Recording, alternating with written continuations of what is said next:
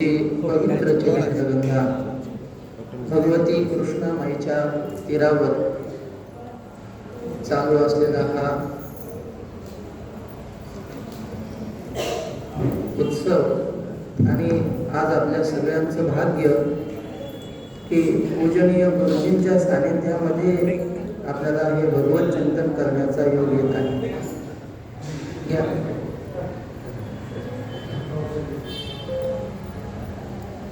गुरुजींचं परमार्थिक ऐश्वर्य आपण सगळे जाणून आहोतच, पण व्यावहारिक दृष्टीनेही गुरुजींचं मोठेपण जर आपण पाहिलं तर सगळ्या जगामध्ये ज्यांचा लौकिक आहे, जगामधले एक क्रमांकाचे नेते ज्यांना म्हणतात असे आपले भारताचे पंतप्रधान, त्यांना सुद्धा गुरुजींची अपॉइंटमेंट घ्यावी लागते.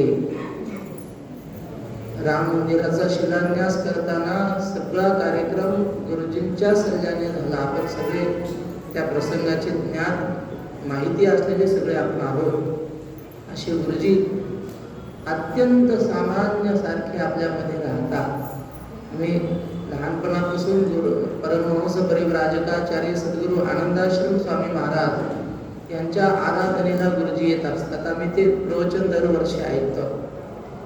गुरुजींचं ते प्रवचन ऐकलं तर असं कुणीच म्हणू शकणार नाही की गुरुजींची मातृभाषा मराठीशिवाय दुसरी कुठली तरी असेल. एवढी अस्खलित आपल्यापेक्षा सुद्धा शुद्ध मराठी गुरुजी बोलतात आणि तेही एवढं सामान्यपणे आवाज जरा मोठा झाला असं तयार. तर अशा महात्म्यांच्या सानिध्यामध्ये ज्ञानोबारायांचं चरित्र आपण पाहतो आहोत. ज्ञानोबारायांनी महात्म्यांचं वर्णन करताना असं म्हटलंय, एरवी सामान्यत्वे पाहिजे,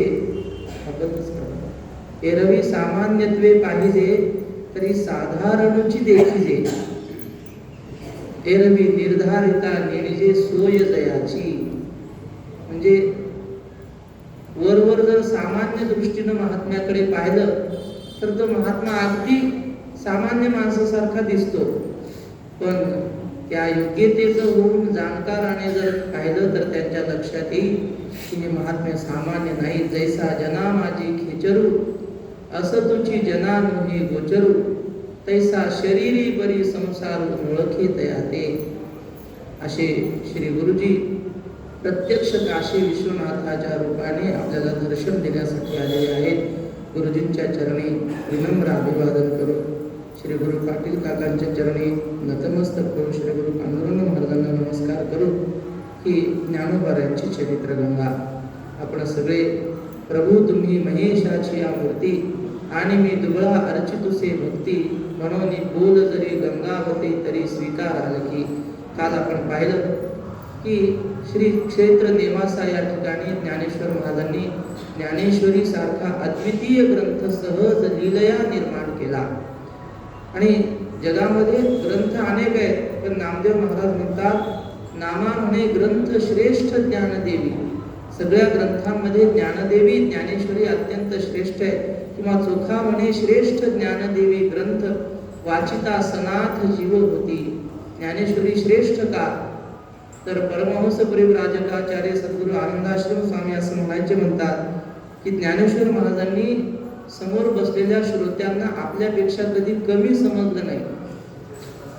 ग्रंथकर्ते अनेक आहेत, पण सामान्य भाव असा असतो की मी सांगणारा मोठा आणि माझ्या समोरचे श्रोते माझ्यापेक्षा कमी दर्जाचे, असा सामान्य भाव. पण ज्ञानोबारायांनी हा भाव कधीच मनात येऊ दिला नाही. श्री गुरु काका सांगतात, महाराज सांगतात, पांडुरंग महाराज की एकदा कन्हैया आश्रमामध्ये एका विद्वानाचं प्रवचन झालं ज्ञानेश्वरीवर. आणि प्रवचन झाल्यानंतर स्वाभाविक अभिप्राय घेण्यासाठी स्वामीजींकडे ते आले. म्हटले महाराज काही चुकलं असेल तर सांगा. स्वामी म्हटले चुकलं काही नाही, फक्त एक लक्षात ठेवा, म्हटले ज्ञानेश्वरीवर प्रवचन करताना ऐकणाऱ्या श्रोत्यांना कधी आपल्यापेक्षा कमी समजायचं नाही. तुम्ही असं करा, तुम्ही असं करा असं नाही म्हणायचं. श्रोते आपल्यापेक्षा ज्येष्ठ आहेत, अधिकार संपन्न आहेत नव्हे, ते प्रत्यक्ष भगवान शंकराच्या मूर्ती आहेत असं समजूनच ज्ञानेश्वरीवर प्रवचन करताना बोलावं. अशीच ज्ञानोबारायांची भावना आहे. असा अलौकिक ग्रंथ ज्ञानोबारायांनी निर्माण केला. त्यानंतर नेवास्यावरून आळंदीकडे ही चारही भावंड अर्थात त्या काळातले भाविक अनेक मंडळी ज्ञानोबारायांच्या सोबत आळंदीच्या दिशेने निघाली. त्या नेवास्याहून आळंदीला येताना मध्यंतरी पुणतांबा नावाचं गाव, तिथं योगीराज तपस्वी चांगदेव महाराज तपश्चर्या करायचे. एका गुफेमध्ये त्यांची तपश्चर्या चालू होती आणि त्या गावाहून येताना या चारही भावंडांनी पाहिलं की अनेक मेलेली माणसं तिथं लोकांनी आणून ठेवलेली होती. त्या काळात काही सुरक्षा करण्याची काही जी औषधं होती, लिंबाचा पाला वगैरे तेलामध्ये, अशी ती मेलेली माणसं ठेवलेली, खूप माणसं. आणि ह्या चौघांनी पाहिला हा काय प्रकार आहे.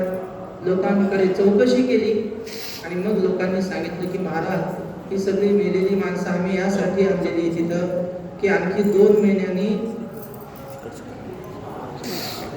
महिन्यांनी गुफेमध्ये तपश्चर्या करण्यासाठी बसलेले चांगदेव महाराज गुफेतून बाहेर येणार आहेत. आणि ते बाहेर आले म्हणजे कुणातरी यांच्यापैकी एका प्रेताला ते जिवंत करतात.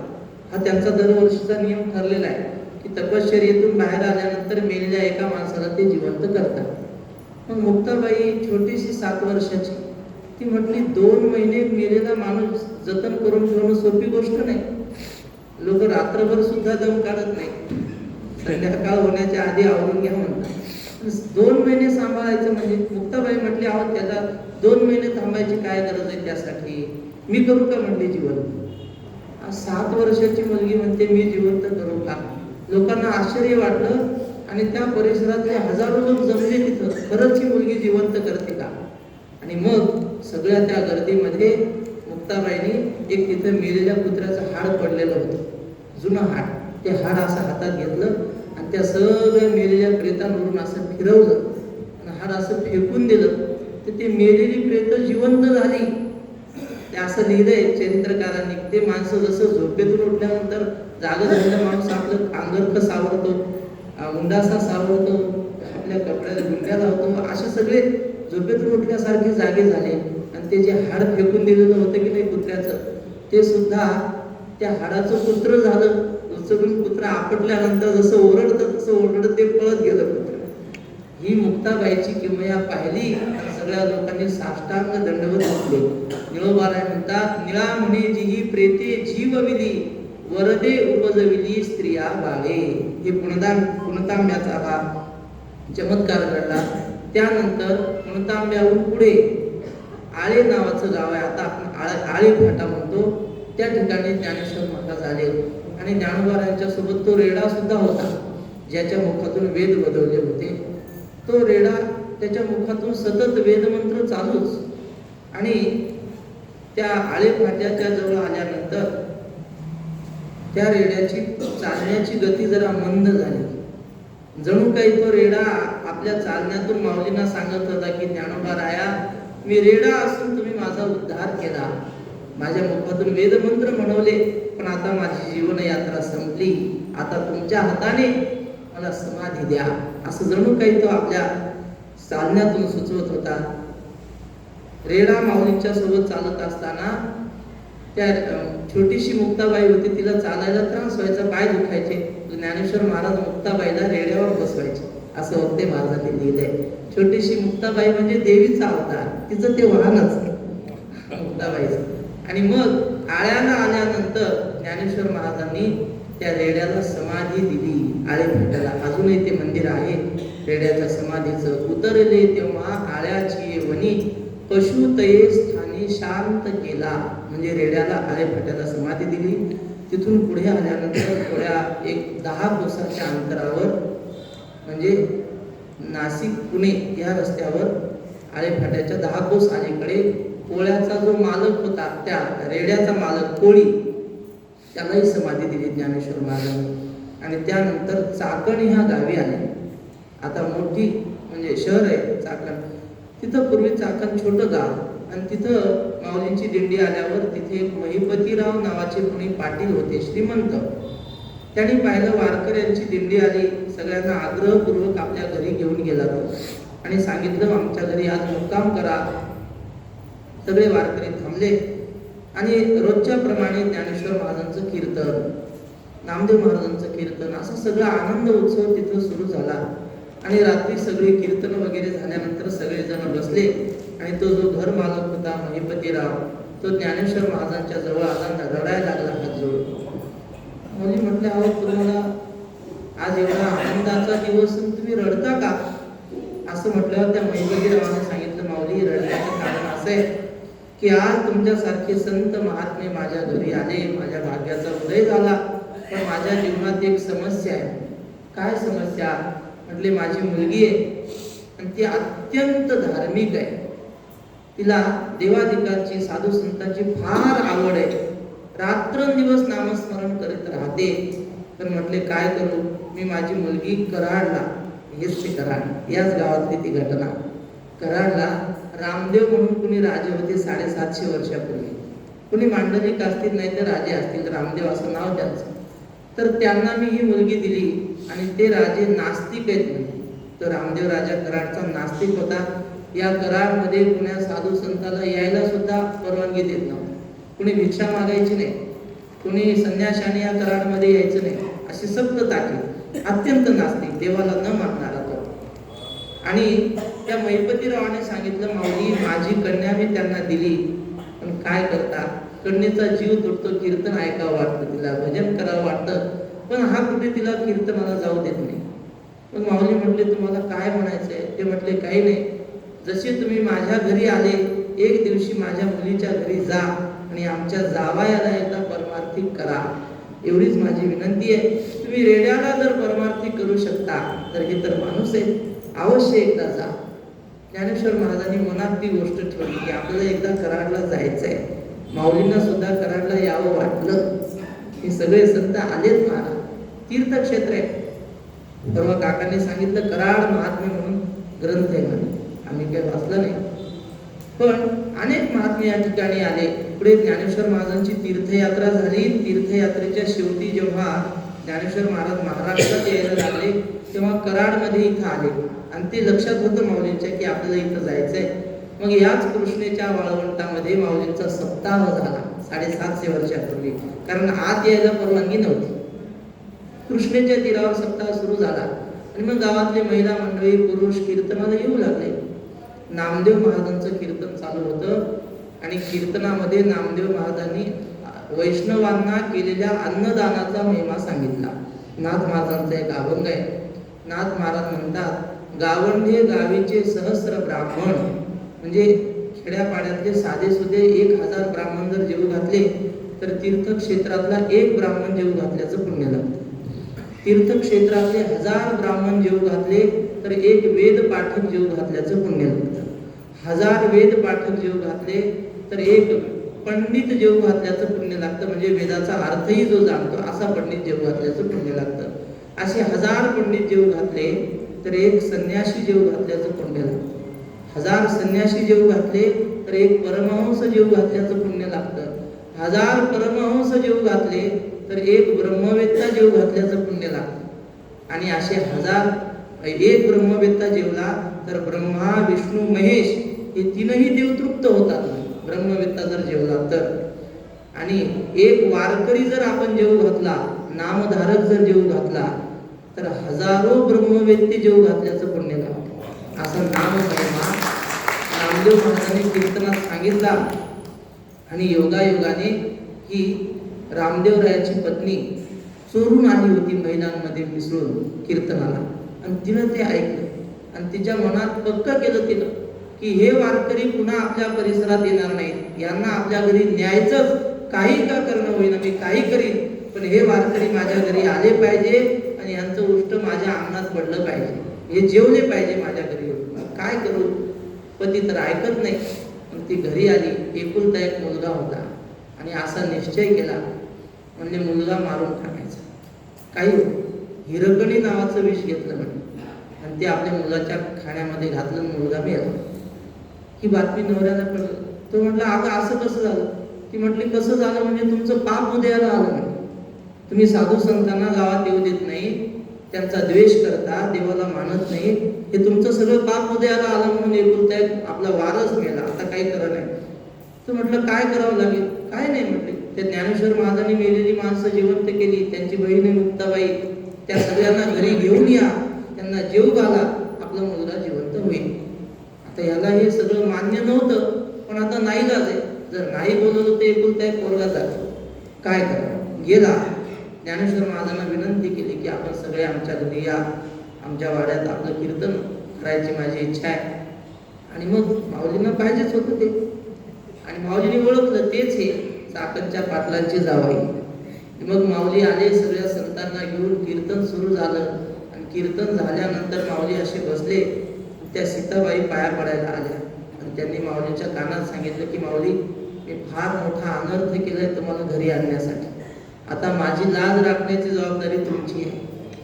म्हटले काय झालं? माझा मुलगा मी मारला, घेऊन या म्हणले त्याला. ज्ञानेश्वर महाराजांच्या समोर त्या मुलाला आणून झोपवलं. सगळ्या वारकऱ्यांची ज्ञानेश्वर महाराजांची पाय धुतलेलं पाणी होतं. ज्ञानेश्वर महाराजांनी ते पाणी घेतलं, त्या बाळाच्या तोंडामध्ये सोडलं, त्याच्या अंगावर ते पाणी शिंपडलं. मग मेलेला मुलगा जिवंत झाला वारकऱ्यांच्या कीर्तनाने. ही कराड मधली घटना आहे. चाकणच्या महिपतीरावांची जावाई या क्षेत्रातली घटना. योगायोग आपलं भाग्य की आज श्री गुरुजी उपस्थित आहेत, आणि ज्या गावामध्ये ही घटना घडली त्याच गावामध्ये त्याच ठिकाणी आता कृष्णेचा तीर छोटा आहे, कदाचित इथंच सप्ता बसला असेल आणि इथंच ही कथा घडली असेल. कृष्णेचा तीर आता तिकडे गेला बांधकाम वाढल्यामुळं, पण याच ठिकाणी ही घटना घडली. पुढे ज्ञानेश्वर महाराज आळंदीला पोहोचले, चाकणवरून आळंदीला आले.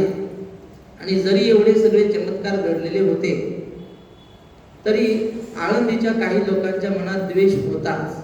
आणि त्यांच्या कानावर ह्या बातम्या होत्या की यांनी रेडा बोलवला, त्यांनी मेलेली माणसं जिवंत केली. पण मनामध्ये सूक्ष्म द्वेष होता की यांना आपल्यात घ्यायचं नाही. गावाच्या बाहेर सिद्धबेटामध्ये राहायला झोपडी, ज्ञानेश्वर महाराज आधी 4 भावंड तिथे राहायचे. आणि एके दिवशी ज्ञानेश्वर महाराज भिक्षा आणण्यासाठी म्हणून आळंदीत निघाले. सकाळची 9-9:30ची वेळ. आणि एक कोणीतरी म्हातारा माणूस आपल्या मुलाला मुलगी पाहण्यासाठी, वधू पाहण्यासाठी निघाला होता. आणि समोरून ज्ञानेश्वर महाराज येताना त्यांनी पाहिल्याबरोबर भयंकर तापला. तर म्हटलं हे संन्यासाचं कार्ट मला दिसलं म्हणजे अपशकुन झाला, आता माझं काम होणार नाही. आणि रागाच्या भरात त्याने ज्ञानेश्वर महाराजांना बेदम मारलं. ज्ञानेश्वर महाराजांचं वय फक्त 11 वर्षाचं आणि कोवळं हृदय. नुसतं मारलं नाही, अपशब्द अनेक शिव्या दिल्या. अरे कार्ट्यानं इथं का आलेत म्हणे, 2-4 महिने इथून तुम्ही गेला होतात, आम्ही सुखाने जगत होतो आळंदीत, तुम्हाला जग एवढं पडले, तिकडं जा की, परत आळंदीत का आले? असे अनेक अपशब्द ते बोलले. ज्ञानेश्वर महाराजांनी मार खाल्ला, पण ते कोवळं हृदय होतं.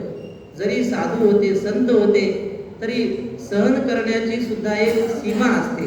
ज्ञानेश्वर महाराजांनी ते सहन केलं, पण मनामध्ये विचार केला की ज्या लोकांच्या उद्धारासाठी आपण अवतार घेतला ते लोक जर आपल्याला स्वीकारतच नसतील तर राहायचं कशाला या जगात? राग तसेच गेले, झोपडीचे दार लावून आत बसले आणि ठरवलं समाधी आज उद्या घ्यायचीच आहे ना, आजच समाधी घ्यायची, डोळेच उघडायचे नाही. पद्मासन घातलं आणि डोळे घट्ट मिटून ज्ञानेश्वर महाराज जणू काही समाधीच्या तयारीत बसलेले. मुक्ताबाईनं पाहिलं, रोज भिक्षेहून दादा आला की आधी माझ्यासमोर भिक्षा ठेवतो, सांगतो मुक्ताबाई आता भाकरी करा. आज काहीच बोलला नाही, थेट आला, झोपडीचं दार लावून बसला. मुक्ताबाईने पाहिलं, विनंती केली, दादा दार उघड. दादा दार उघडायला तयार नाही. आणि मग पाहिलं तर दादा असे जरा लालबुंद चेहरा झालेला, राग आलेला दिसतोय, डोळे घट्ट मिटवलेले दिसतात. मुक्ताबाईंनी जाणून घेतलं की काहीतरी कुणीतरी बोललेलं आहे, अंगावर गोळ उमटलेले दिसतात, मारलंय. मग मुक्ताबाईंनी ज्ञानेश्वर महाराजांची समजूत घातली की दादा आपण योगी आहोत, योग्याने कसं राहिलं पाहिजे. छोटीशी मुक्ता मोठ्या दादाला समजावते. म्हणजे नियम असा आहे, मानसशास्त्र असं आहे की मुलगी आणि मुलगा दोघांचं वय जरी सारखं असेल तरी मानसशास्त्रीय दृष्ट्या मुलगी मुलापेक्षा 5 वर्षांनी मोठी असते, असे श्री गुरु चैतन्य महाराज देवलूरकर यांनी सांगितले. मुक्ताबाई ज्ञानेश्वर महाराजांना समजावतात की दादा आपण योगी आहोत आणि योगी कसा असतो? योगी पावन मनाचा, योगी पावन मनाचा, साहे अपराध जनाचा. मुक्ताबाई म्हणतात, दादा आपण अपराध सहन केले पाहिजे. विश्व रागे झाले वन्नी, संती सुखे व्हावे पाणी. हे जग रागाने अग्नीचं रूप जगाने धारण केलं तर आपण पाणी होऊन ती अग्नी शांत केली पाहिजे. शब्द शस्त्रे झाले क्लेश, संती मानावा उपदेश. लोकांनी शब्दरूपी शस्त्राने आपल्यावर आघात केले तर आपण ते आघात मानू नये. आपल्याला उपदेश केलाय लोकांनी असं मानावं. आम्हाला शाळेमध्ये श्लोक होता, जीवन तुम्ही शत्रुगणा सदैव, येषां प्रसादात् सुविचक्षणोऽहं, ये ये यथा मां प्रतिबाधयन्ति, ते ते तथा मां प्रतिबोधयन्ति. ते शास्त्रकार, ते सुभाषितकार म्हणतात की माझे शत्रू नेहमी सुखी राहिले पाहिजे, नेहमी जिवंत राहिले पाहिजे. का? ते जेव्हा जेव्हा मला अडथळा करतात तेव्हा काहीतरी मला नवीन शिकवणच देतात. म्हणजे जर त्यांनी मला अडवलं नसतं तर मी शहाणा झालो नसतो. म्हणून मुक्ताबाईने सांगितलं, दादा आपण योगी आहोत. संत तोची जाणा जगी, दया क्षमा ज्याचे अंगी. मुक्ताबाईचे ताटीचे अभंग आहे. संत कुणाला म्हणतात? वेशावरून संत ठरत नाही. ज्याच्या अंगामध्ये दया असेल, क्षमा असेल तो खरा संत. आणि प्रत्येक अभंगाच्या शेवटी ताटी उघडा ज्ञानेश्वरा, विश्वपट ब्रह्मदोरा, ताटी उघडा ज्ञानेश्वरा. मुक्ताबाई म्हणतात, दादा हे विश्व म्हणजे वस्त्र आहे आणि त्याच्यामधला दोरा, सगळ्या वस्त्रामध्ये व्याप्त असलेला दोरा एकच आहे.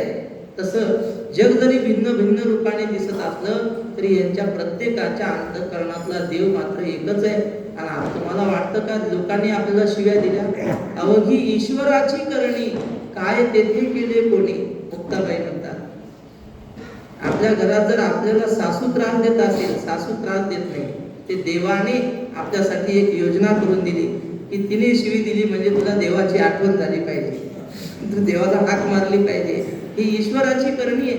श्री गुरु काका म्हणतात, कधी कधी फार प्रतिकूल परिस्थिती असते एखाद्या घरामध्ये. काका म्हणतात, जर प्रतिकूलता प्रपंचात आली तर आपलं प्रारब्धातलं दुःख कमी होतंय आणि त्या निमित्ताने देवाने योजना केलेली असते की आपलं दुःख प्रारब्धातलं कमी करतोय देव. आणि अनुकूलता दिली तर मग दुःख नाही कमी होत, अनुकूल प्रारब्ध कमी होतं, पुढं दुःख भोगायची तयारी ठेवायची. मग तेव्हा काकांचं नेहमीच वाक्य, काका म्हणतात, मधुसूदन सरस्वतींनी सांगितलंय की प्रपंचातली प्रतिकूलता ही ईश्वराची कृपा आहे आणि प्रपंचातली अनुकूलता ही ईश्वराची दया आहे. दयेपेक्षा कृपा श्रेष्ठ आहे. म्हणून मुक्ताबाईंनी अनेक पद्धतीनं सांगितलं, जीव दाताने चाविली कोणी बत्तीशी काढिली. ही म्हण नाही, हे मुक्ताबाईच्या ताटीच्या अभंगातलं कडवं आहे. आपल्या दाताखाली जीभ चावली गेली म्हणजे कोणी दात पाडतं का? सगळी आपली ईश्वराची लेकरं आहेत दादा, असं समजून सांगितल्यावर 11 अभंग झाले मुक्ताबाईचे. लढीवाळ मुक्ताबाई जीव बुद्धल ठाईच्या ठाई. दादा मी लहानशी आहे पण तुमच्याच मुखातून ऐकलेलं तुम्हाला सांगते. असं सगळं ऐकल्यावर ज्ञानेश्वर महाराज मध्ये बसले होते, रिकामे नाही. मुक्ताबाईच्या मुखातून निघणारे सगळे अभंग लिहून घेतले ज्ञानेश्वर महाराजांनी आणि त्याला ताटीचे अभंग म्हणतात. 11 अभंग आहेत ते ताटीचे. तर अशा प्रकारे मुक्ताबाईंनी उपदेश केल्यावर ज्ञानोबारायांचा क्रोध शांत झाला आणि ज्ञानेश्वर महाराजांनी दार उघडलं, ताटीच्या बाहेर आले. आणि मग पुढे दुसरा प्रसंग असा घडला की जशी आता ज्ञानेश्वर महाराजांवर म्हणजे दुःख सहन करण्याची वेळ आली, 2-4 दिवसांनी काहीतरी संक्रांतीचा सण आला आणि त्या दिवशी निवृत्तीनाथ भिक्षेला गेले. कधी चांगली भिक्षा मिळाली नाही, पोरांना आणायची भिक्षा. आणि संक्रांतीचा दिवस होता, कुणीतरी दयाळू माणूस, त्याला दया आली, त्याला वाटलं ही पोरं यांना कधी चांगलं खायला भेटत नाही, आज सणासुदीचा दिवस आहे म्हणून 1 किलोभर डाळ, किलोभर गूळ, तूप, तेल सगळं जेवढं पुरणपोळीच्या स्वयंपाकाला जेवढं लागतं सगळी शिधा त्याने दिला. आणि बाळांनी करा आणि खा म्हणे, तुम्हाला आई वडील नाही कोण देणार आहे तुम्हाला. आणि त्या आळंदीमध्ये एक भोजलिंग काका नावाचे गृहस्थ होत्या. गोष्टीत दुसरे आठवलेलं सांगतो. सुतार समाजाचे ते ज्ञानेश्वर महाराजांच्या वडिलांचे मित्र होते. वडील निघून गेले, नंतर हे भोजली काका अधूनमधून यांना भेटायला जायचे आणि त्यांच्या लक्षात आलं की यांना जेवणाची फार तारांबळ आहे, संध्याकाळी काहीच नसतं. हे भोजली काका, आपण जर यांना काही दिलं या मुलांना तर गाव आपल्याला वाईट टाकायला बसतं, म्हणून चोरून जायचे. रात्री अंधार पडल्यावर एवढे मुठभर भाजलेले शेंगदाणे द्यायचे आणि ते भाजलेले शेंगदाणे या चारही भावंडांनी खायचे आणि रात्र कशी बशी काढायची. ज्ञानोबारायांना अधूनमधून ते शेंगदाणे घेऊन द्यायचे, म्हणून अजून सुद्धा संध्याकाळच्या दुपारतीला भाजलेले शेंगदाणे असतात माऊलींच्या. ही भोजली काकांची आठवण आहे. तेव्हा असे काही दयाळू लोक होते, सगळे काही असेच असतात असं नाही. तर त्या एका श्रीमंत दयाळू माणसाने ज्ञानोबारायांना पुरणपोळीचा स्वयंपाकाचा शिदा दिला. निवृत्तीनाथ तो शिदा घेऊन आले आणि मुक्ताबाईच्या समोर ठेवला शिदा आणि मुक्ताबाईला म्हटले, मुक्ता, आज संक्रांतीचा सण आहे, सगळं आलंय बघ पुरणपोळीचं, तुला मांडे करता येतील का? आता ती जगन्माता, तिला काय येणार नाही. ज्ञानेश्वर महाराज म्हणतात, तिया खेळता करती घरकुली, तया नामे अमरपुरे जरी ठेवली, तरी न होती काय बाहुली इंद्राधिक तयांची. त्या लक्ष्मीच्या दाशा आहेत ना सोबत तिची सेवा करणाऱ्या, त्या दाशा खेळता खेळता असं घरकुल करतात, तर ते घरकुल म्हणजे स्वर्ग होतो. हे तिच्या दास्यांचं सामर्थ्य आहे. तर लक्ष्मी काय किती असेल, आणि त्या महालक्ष्मीच आहे ही मुक्ताबाई. ती म्हटली, दादा मला मांडे करता येतात, पण काय म्हटले दादा, मांडे करण्याला हे रोजचा भाकरीचा तवा चालत नाही आणि चपातीचा तवा चालत नाही. तो आपला माठ असतो, त्या माठाच्या बुडाच्या आकाराचा असा गोल असतो, तो तवा लागेल, परळ म्हणतात खरं. हा, तर ते लागेल. मी आत्ता जाऊन घेऊन येते. मुक्ताबाई फाटकी कपडे अंगावर पळतच निघाली कुंभार दादाच्या घरी ते परळ आणण्यासाठी. आली कुंभार दादाने म्हटले, दादा आज आम्हाला असा शिदा आलाय, आमच्या निवृत्ती दादाने ज्ञानदादांनी सांगितलं की मांडे करायचे, मला तेवढं परळ पाहिजे, द्याल का? छोटीशी मुक्ता पाहिल्यावर त्यांना दया आली, घेऊन जा म्हटलं, पैसे बिशे काही नको, घेऊन जा. नाही, त्यांना माहित होतं काहीच नाही यांच्याकडे, काय देते. तसं दिलं ते खापर आणि ते खापर डोक्यावर घेऊन मुक्ताबाई निघाली. विसोबा चाटे नावाचे कोणीतरी ग्रहस्थ होते आळंदीत, त्यांनी पाहिलं, फार श्रीमंत ते, आणि पाहिलं, विचारलं, कागद कारटे कुठं निघालीस, काय घेतलं हे डोक्यावर? तिनं सांगितलं, काका मला मांडे करायचे, तर हे खापर घेऊन चालले. ते विसोबा चाटे म्हटले, का रे तुम्ही संन्याशाची पोरं, आमचं उष्ट पाष्ट राहिलेलं तुम्ही खायचं, हे असे तुमच्या जिभीला चवना कधीपासून सुटलाय म्हटलं, फार जिभीला चटका आलाय का तुमच्या? ते खापर हातात घेतलं आणि एका दगडावर आपण फोडून टाकलं. जा म्हटले, खापर मिळणार नाही, तर तुला खापर कुणी देणार नाही. ती म्हटली, तुम्ही फोडून टाकलं, पण मी परत जाऊन आणि कुंभार काकाच्याकडून म्हटले, कुंभाराला सांगतो मी कसा तुला परत खापर देतो. कुंभाराच्या तिथे गेले कुंभारवाड्यात आणि त्या विसोबा मुलांनी सांगितलं, खबरदार यांना खापर देशील तर, नाहीतर तुझ्यावर माझं कर्ज आहे, आत्ताच्या आता मागून घेईन म्हणे कर्ज. ते घाबरले, त्यांनी खापर दिलं नाही आणि मग रडत रडत मुक्ताबाई घरी आली. आणि मुक्ताबाईकडे ज्ञानेश्वर महाराजांनी पाहिलं, मुक्ता का रडतेस असं विचारल्यावर मुक्ताबाईंनी ज्ञानेश्वर महाराजांना सांगितलं, जुन्या काळात माता भगिनी भजनात तो अभंग म्हणायच्या. मुक्ताबाईचा ज्ञानेश्वर महाराजांचा संवाद. ज्ञानेश्वर महाराज म्हणतात, मज सांग तू काय झाले, टप टप दव बिंदू का पडले, तुझा भाऊ विचारतो ज्ञानोबा, माझ्या मुक्ताला कोणी मारले, दादा तुला रे आवडतो मांडा, मांडा भाजावया हवातवा, म्हणून गावामध्ये मी चालले, वाटेमध्ये विसू काका भेटले, कोठे चाललीस कारटे विचारले, माझ्या गालात जोराने मारले. मुक्ताबाईने सगळं सांगितलं की विसू काकाने माझं खापर फोडलं, मला मारलं. ज्ञानेश्वर महाराज म्हणले, मग रडते कशाला, तव्यासाठीच ना, मग अगं मी देतो की तुला तवा, चल पीठ मळ म्हणले, आता तुला मी मांडे करायला तवा आणतो. मुक्ताबाईने पीठ वगैरे मळलं, काय असतं ते पुरण वगैरे सगळं तयारी झाली. म्हणजे दादा तवा आता, ती म्हटली मांडा झालाय कसा? ज्ञानेश्वर महाराज म्हटले. आणि मग मांडा तो लाटून झाल्यावर ज्ञानेश्वर महाराजांनी आपल्या पोटातला जठराग्नी प्रदीप्त केला. योग्याला ती शक्ती असते की त्याला आपल्या शरीरातल्या पंचमहाभूतावर सत्ता असते. जठराग्नी प्रदीप्त केला आणि ज्ञानोबारायांच्या मुखामधून अग्नीच्या ज्वाळा निघायला लागल्या. आणि ज्ञानोबाराय असे हात टेकून बसले, पाठ लाल बुंद झाली त्या अग्नीने. आणि मुक्ताबाईला म्हटले, टाक आता माझ्या पाठीवर मांडा. आणि मग तो केलेला मांडा माऊलींच्या पाठीवर टाकल्याबरोबर जशी तव्यावर टाकलेली पोळी चपाती आपली फुगते की नाही, तसा तरतरून तो मांडा फुगला. आणि हा विसोबा चाटे जे होते ते म्हटले, आता बघू ह्यांची गंमत, खापर तर पडून टाकले, आता काय खातात ते बघू. म्हणून ते आले तर हे निवृत्तीनाथ, सोपान काका दोघांची पात्र टाकलेली होती, ते जेवत होते. मुक्ताबाई मांडे करते, ज्ञानेश्वर महाराज मांडे भाजायला ती मदत करताय. आणि ही दोघं जेवत होती ना, विसोबा काकांच्या लक्षात आलं हे सामान्य नाही, आपण यांची टिंगल केली, आपण यांना त्रास दिला, पण ह्यांच्या अंगी योग शक्ती आहे. अरे पाठीवर मांडे भाजतात म्हणजे काय? मग अशा महात्म्यांचा प्रसाद आपल्याला मिळाला पाहिजे. म्हणून ते विसोबा काका धावतच आले आणि निवृत्तीनाथांच्या पात्रामध्ये जे उष्ट होतं, त्याच्या पात्राच्या भोवती जे पडलं होतं, ते असं हाताने सावरून खायला लागले. ज्ञानेश्वर महाराज म्हटले, अहो उष्ट पडलेलं भूताचं असतं, माणसाने खाऊ नये. असं खेचरासारखं, खेचर म्हणजे भूत, खे म्हणजे आकाश, आणि आकाशामध्ये चरण करतात ते खेचर. म्हटले तुम्ही हे भूतासारखं काय खाता, खेचर आहेत की काय तुम्ही? मग तेव्हापासून त्यांचं नाव विसोबा चाटे नाही, विसोबा खेचर पडलं. आणि तेच पुढे ते नामदेव महाराजांचे गुरु झाले.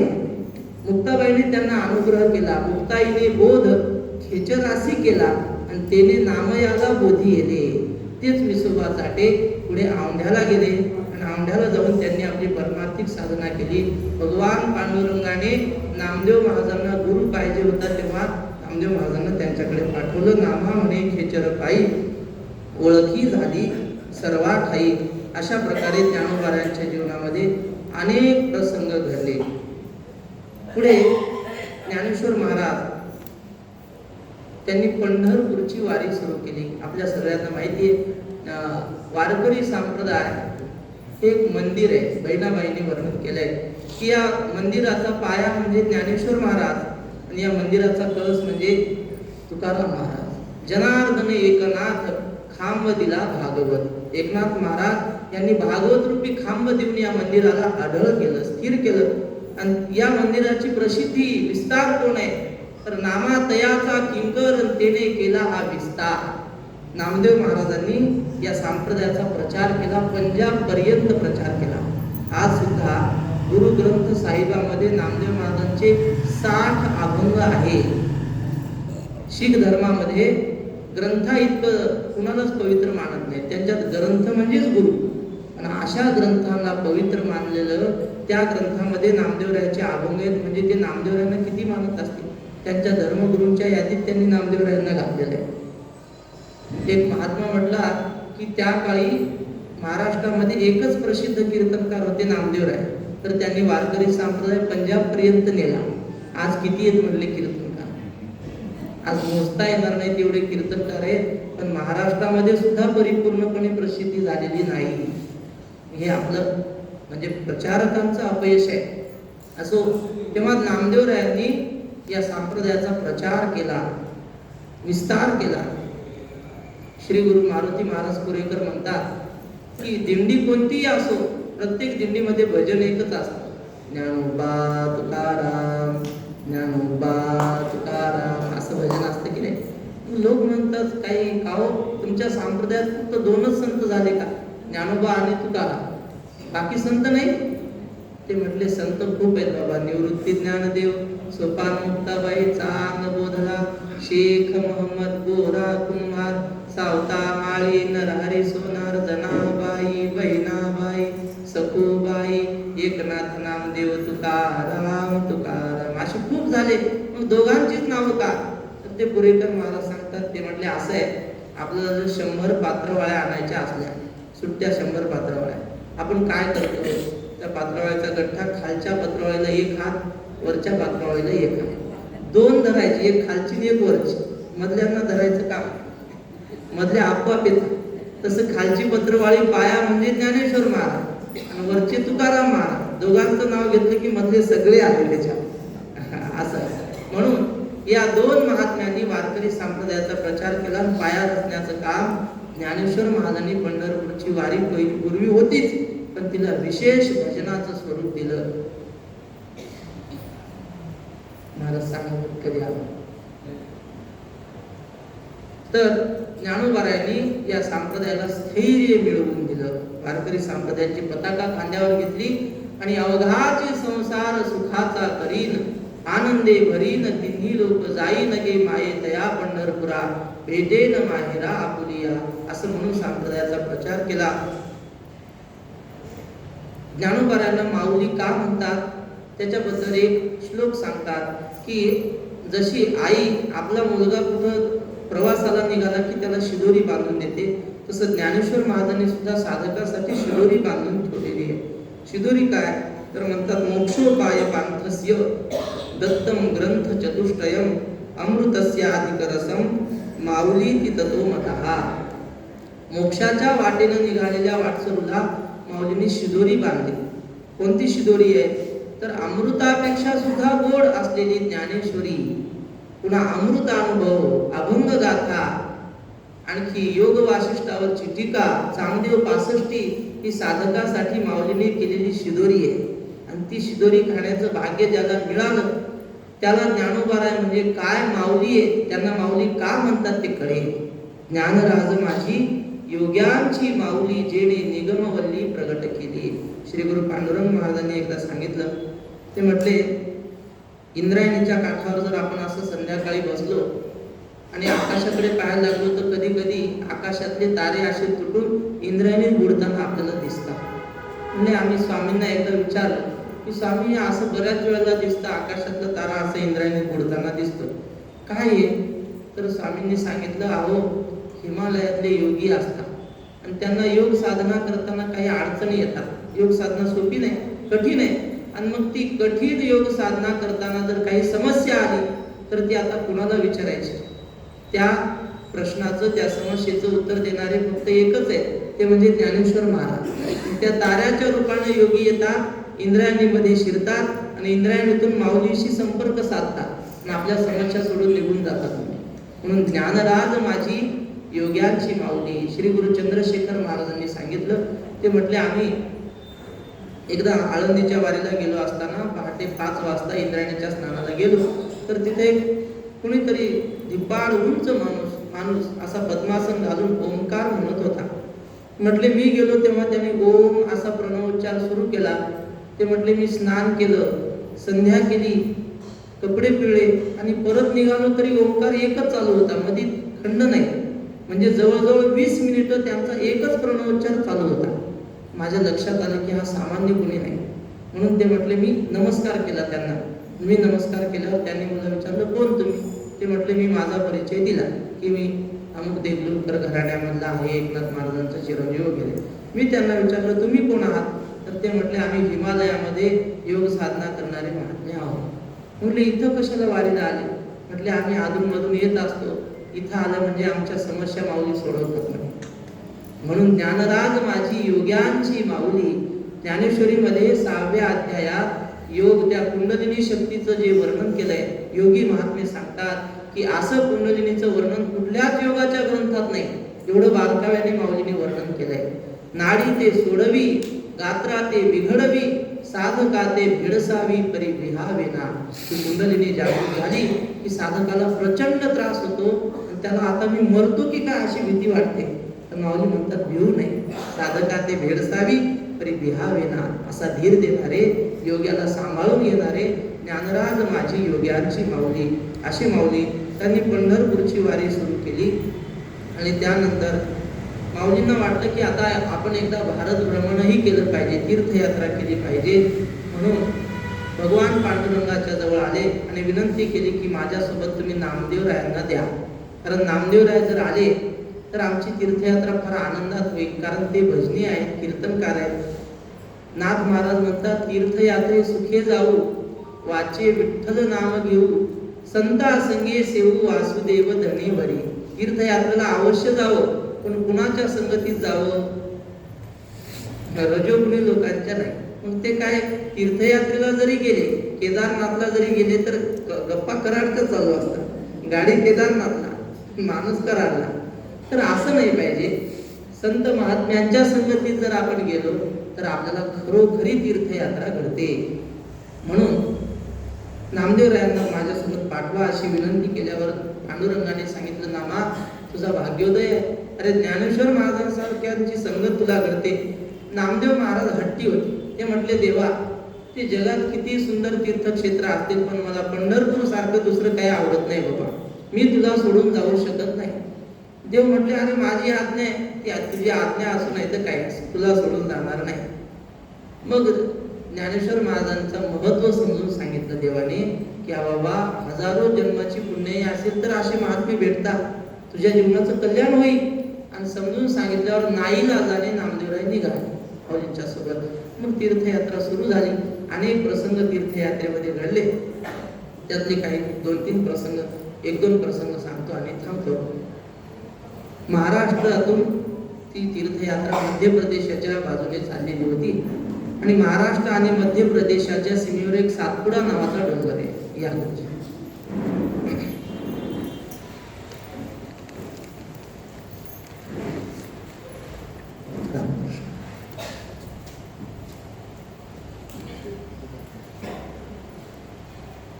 महाराष्ट्र आणि मध्य प्रदेशाच्या मध्यवर्ती सीमेवर एक सातपुडा नावाचा डोंगर, आणि त्या डोंगरातून ज्ञानेश्वर महाराजांची दिंडी चाललेली होती.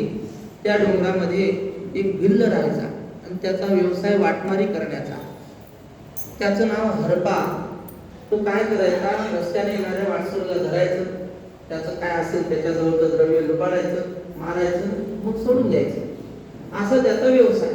पण नियम असा त्याचा की रस्त्याने येणाऱ्या माणसाला तो पहिल्यांदा विचारायचा, गळ्यात माळ आहे का? तुळशीची माळ जर गळ्यात असेल तर तो त्याला मारत नसेल, काही करायचं नाही, आपलं जाऊ दे बाबा, जा म्हणायचं. दुसरा प्रश्न असायचा त्याचा, पंढरपूरची वारी केली का?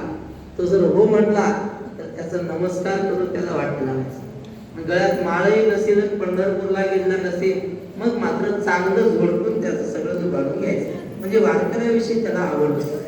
आणि त्याच रस्त्याने ज्ञानेश्वर महाराजांची दिंडी निघाली.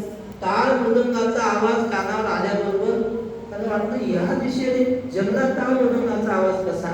जरा टेकडीवर गेला, पाहू लागला, कुणीकडून आवाज येतो, तर त्याला वारकऱ्याच्या पताका दिसल्या. वारकऱ्यांच्या पताकांचा विशिष्ट रंग आहे. म्हणजे भगवा, म्हणजे आपण म्हणतो तो भगवा नव्हे, कावेत भिजवलेली पताका असते वारकऱ्याची, आणि तो खरा वारकरी. त्याने पाहिला, उंच पताका दिसल्या, उंच पताका झळकती, टाळ मृदंग वाजती, आनंदे प्रेमे गर्जती, भद्र जाती विठ्ठलाचे, अशा पताका पाहिल्या. आणि त्याच्या लक्षात आलं, खरोखर कोणीतरी वारकरी येत आहे, दिंडी येते. आता माझी सखी येती वारकरी, जीवा आस थोरी लागली से. त्याने हातातली कुऱ्हाड फेकून दिली, एका झाडाच्या मागे लपला आणि दिंडी जवळ आल्याबरोबर त्या दिंडीच्या समोर गेला आणि साष्टांग दंडवत घातला.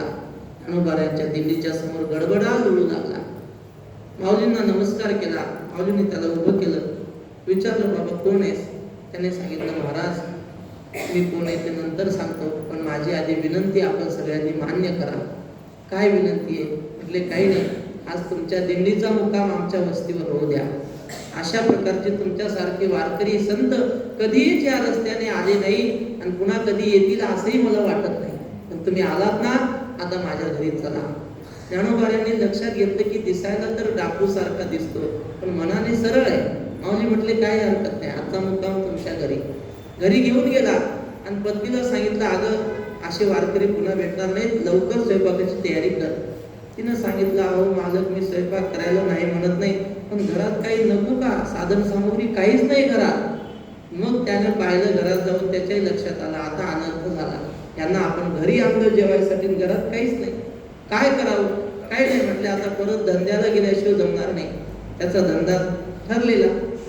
त्याने ज्ञानेश्वर महाराजांना सांगितलं की तुम्ही हरिपाठ वगैरे करा, मी आत्ता जाऊन आलो. पुन्हा कुऱ्हाड घेतली, मागच्या दाराने निघाला. रहदारीचा रस्ता, ज्या रस्त्याने हजारो लोक ये जा करायचे त्या रस्त्यावर आला. पाहतो तर त्या दिवशी त्या रस्त्याला कोणीच नाही. मनात विचार असा केला की माझ्या घरून जर आज वारकरी उपवाशी गेले तर मी आता जिवंत राहणार नाही, माझ्या जगण्यात काही अर्थ नाही, ह्याच कुऱ्हाडीने मी माझा शिरच्छेद करेन असा मनात विचार आला. मग भगवान पांडुरंगाला काळजी पडली. म्हटले आता ह्याचं गिऱ्हाईक आपण व्हायचं बा.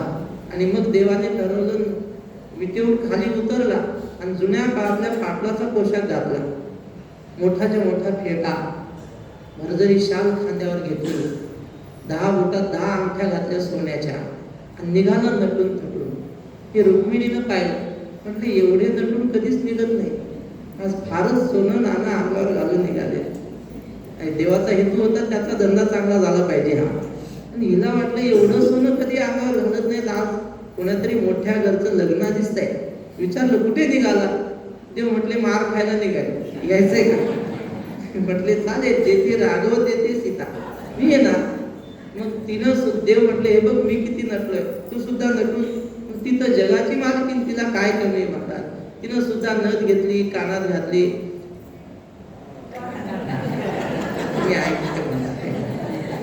तुमचं लक्ष आहे, अजून यांचं लक्ष आहे की नाही मला शंकाच आहे. तुम्ही हसल्यावर 10 मिनिटांनी यांना लक्षात असं. तर तिनं सुद्धा सगळे अलंकार घातले आणि मग दोघेही निघाले. त्या काळातलं वाहन म्हणजे बैलगाडीच, पण ती अशी सजवायची की आताची फॉर्च्युनर सुद्धा फिकी पडेल तिच्याकडे. असे त्याला वरून काय, आता तुमच्याकडे काय म्हणतात माहित नाही, आमच्याकडे डमनी म्हणतात, असं गोल हे करतात वरून बैलगाडीला. बैलांच्या गळ्यात घुंगरांचे हार, बैलाच्या पाठीवरती काय म्हणतात झालर टाकलेली, झूल टाकलेली. अशा प्रकारे नटून तटून ती गाडी निघाली आणि ज्या रस्त्याला तो हरपाल उभा होता त्या रस्त्याने गाडी. घुंगरांचा बैलाचा आवाज आल्याबरोबर त्याच्या लक्षात आलं गिऱ्हाईक कोणीतरी येते. झाडाच्या मागे लपलेला गाडी जवळ आल्याबरोबर समोर आला, त्या बैलाच्या येसनीला धरलं दोन्ही आणि तिथून त्याने गाडी चालकाला विचारलं का रे माळ आहे का गळ्यात? तर म्हटलं माळ वगैरे काही घालत नाही आम्ही. बर, पंढरपूरची वारी केली का? म्हणजे वारी बिरी आम्ही करत नाही, ते मूर्ख लोक करतात म्हणले, गरीब लोकांची असते वारी, आम्ही श्रीमंत लोक नाही. ज्ञानेश्वर महाराज म्हणतात देवानं 2 संस्था स्थापन केलेल्या आहेत, एक वैकुंठाची आणि दुसरी नरकाची. सगळे जर वारीला आले तर ही संस्था ओस पडेल की नाही? इकडचे पण काही गिऱ्हाईक पाहिजे. एवढं मोठं सरकारी बांधकाम केलेलं आहे, त्याचा काही उपयोग झाला पाहिजे. पण माऊली म्हणतात अविद्या जात नाथिले ते तिहीची साथ दाविले, जिही सुखबुद्धी घेतले विषय दुःख. हे अविद्या खरी आहे, हे विषय सुख घेणारे लोक आपल्याला सत्य वागून दाखवतात आणि तिकडचे गिऱ्हाईक होतात म्हणले. ती संस्था बंद पडू देत नाही ते असे. ते म्हणले आम्ही श्रीमंत आहे, आम्ही वारी वगैरे करत नाही, इकडं मी कर्ज दिले लोकांना, ते कर्जाच्या वसुलीला चाललं. मग याच्या लक्षात आलं की दोन्ही लक्षणं बसले, वारी करत नाही, गळ्यात माळे नाही. आला बाजूने त्याच्या अंगरख्याला धरून खाली ओढलं ना, आधी बेदम मारलं, लाता बुक्याने खूप मारलं त्याला आणि मग त्याच्या अंगावरचं सोनं काढून घ्यायला लागला. त्याची पत्नी, तिला वाटलं आपल्या समोर आपल्या मालकाला मारतात, ती म्हणली अहो मारू नका, मारू नका म्हणल्यावर एक तिच्या कानाखाली लावली, लांब ढेकळात जाऊन पडली आणि मग दोघांच्या अंगावरचं सगळं सोनं काढून घेतलं, फक्त कपडे ठेवले तेवढे अंगावर आणि सगळं घेऊन गेला. आता वारकऱ्यांना जीव घालायला किती लागणार आहे? थोडंसं मोडलं आपलं तोळाभर म्हणा आणि भरपूर साहित्य आणलं, स्वयंपाक सुरू झाला. मात्र इकडे हे दोघं जण पती पत्नी तिकडे तिकडे पाहत होते. भूक लागलेली, त्यांनी काही जवळ ठेवलं नाही. आता खायचं काय? इकडे तिकडे पाहताना त्यांच्या लक्षात आलं एका बाजूने धूर निघत होता. मग न्यायशास्त्राचा नियम आहे, यत्र यत्र धूमः तत्र तत्र वन्नी, हा न्यायशास्त्राचा नियम. पण यत्र यत्र धूमः तत्र तत्र ग्रामः, हा व्यवहारशास्त्राचा नियम आहे. ज्या अर्थी इकडून धूर निघतो त्या अर्थी काहीतरी वस्ती इकडे असली पाहिजे. मग त्या दिशेनं पाऊल वाटेने हे दोघं निघाले आणि नेमका धूर निघत होता ह्यांच्या घरून, या हरपालाच्या घरून. तिथं स्वयंपाक चालू होता ना आणि वारकऱ्यांच्या पंक्ती बसलेल्या अंगणामध्ये, एका बाजूला महिलांची पंगत, पुरुषांची पंगत असं. आणि हे आल्याबरोबर वारकरी म्हटले या जेवायला, ते म्हणले जेवायलाच आलो. आणि मग पुरुषाच्या पंक्तीला तो माणूस बसला, महिलांच्या पंक्तीला ती स्त्री बसली. पदार्थ सगळे वाढून झाले. किती पदार्थ होते मी आपलं नाव घेऊन सांगतो, तुम्ही मोजा किती पदार्थ होते. बेसन दळक रंजा, बुंदी श्रीखंड पुऱ्या ताजा, शर्करा दधी नवनीत आजा, सांडगे वडे पापड भाज्या. किती झालं? मी शेवटी भाजी म्हणलो नाही, भाज्या म्हणलो, त्यामुळे तुम्ही मोजू शकत नाही, मला माहिती. अनेक वचन आहे, असे अनेक पदार्थ केलेले सगळे वाढून झाले.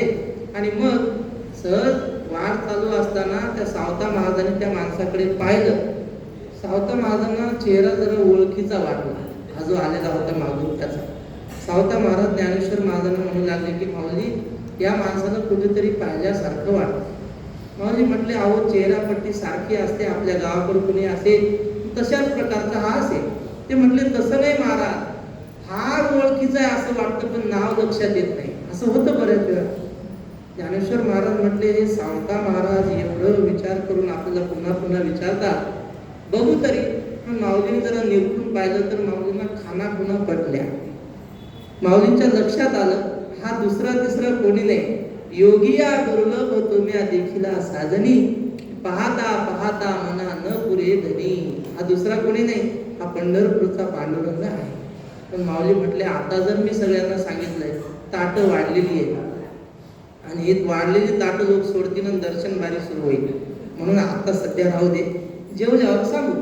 आणि मग पंक्ती सुरते वाढ झाल्यावर ज्ञानोबारायांनी त्या हरपालाला संकल्प सोडण्यासाठी बोलवलं, त्याच्या हातावर जल दिलं आणि त्याला म्हटले, मन माझ्या माग, अनेन अन्नदानेन भगवान विश्वात्मा प्रियता, असं म्हणून संकल्प सोडून घेतला. आणि मग आनंदाने जेवण झाली वारकऱ्यांची. जेवण झाल्यावर माऊलीने त्या हरपालाला सांगितलं, बाबा आज तुझ्या जीवनातला सोन्याचा दिवस. तो म्हटलं, खरंय महाराज, अहो तुमच्यासारखे संत आले म्हणजे सोन्याचा दिवस. ते म्हटले, आमच्यासारखे संत नाही, आमच्या संतांचा राजा पांडुरंग आलाय. म्हटले, तो समोर दिसतोय, तो साक्षात पांडुरंग आहे. असं म्हटल्यावर तो खाली पाहून हसू लागला हरपाल. तो मनात विचार करू लागला, जर पांडुरंग खरोखरचा असता तर एवढा मार खाल्ला नसता. त्याने नुसतं रागवून जरी पाहिला असतं तर मी जळून गेलो असतो. एवढा कसं काय मार खाईन, मी लाता बुक्याने याला मारलेला आहे. पण ज्ञानेश्वर महाराजांनी त्याला सांगितलं, बाबा माझी असत्यवादाचे तप, वाचा केले बहुत कल्प, तया फळाचे हे महाद्वीप पातलो प्रभू. अरे मी माझ्या मागच्या हजारो करोडो जन्मामध्ये कधीही असत्य शब्द उच्चारलेला नाही. तुला प्रतिज्ञापूर्वक सांगतो, हा माणूस दुसरा तिसरा कोणी नसून साक्षात पंढरपूरचा पांडुरंग आहे. असं माऊलीनं आग्रहपूर्वक प्रतिज्ञापूर्वक सांगितल्यावर मग मात्र त्याच्या दोन्ही डोळ्यातून अश्रूंच्या धारा निघू लागल्या. त्याने देवाला क्षमा मागितली, देवा क्षमा करा, मी तुम्हाला लाता बुक्क्याने मारलं, मी वारकऱ्यांवर प्रेम करणारा, वारकऱ्याच्या आराध्याला मी मारलं. रुक्मिणी मातेची क्षमा मागू लागला. देवानं सांगितलं, हरपाला वाईट मानून घेऊ नको, भक्ताच्या लाता खायची माझी जुनी सवय नाही. आपल्या छातीवरचं उपकरण बाजूला केलं आणि दाखवली, बघ एका भक्ताची लात मी अजून जतन करून ठेवली, अजूनही पाऊलाची मुद्रा मी हृदयी वाहेगा सुभद्रा, आपुलिया दैव समुद्रा जतने लागी. आणि मग देवाने त्याला आशीर्वाद दिला. त्या दिवसापासून त्याने वाटमारीचा व्यवसाय सोडून दिला आणि तो वारकरी झाला. अशा अनेक पतितांचा माऊलीने उद्धार केला. नामा म्हणे यांनी तारिले पतित, भक्ती केली ख्यात ज्ञान देवे. ज्ञानोबारायांनी भक्तीचा महिमा या चराचरामध्ये प्रसिद्ध केला तीर्थयात्रेच्या माध्यमातून. अशा अनेक लीला या तीर्थयात्रेच्या प्रसंगामध्ये घडलेल्या आहेत. आपल्याला श्री गुरुजींचे आशीर्वचन ऐकायचे. आजची झालेली सेवा ज्ञानोबारायांच्या चरणी समर्पित करतो. परमहंस प्रेम राजकाचार्य सद्गुरू ईश्वरानंद स्वामी महाराजांच्या चरणी समर्पित करतो आणि याच ठिकाणी थांबतो. कुंडली कवरदा श्री ज्ञानदेव कुंडली कवरदा श्री ज्ञानदेव पंढरीनाथ भगवान की जय. माऊली ज्ञानेश्वर महाराज की, जगद्गुरु तुकाराम महाराज की जय. परमहंस प्रेम राजकाचार्य सद्गुरू ईश्वरानंद सरस्वती काशी स्वामी महाराज की जय.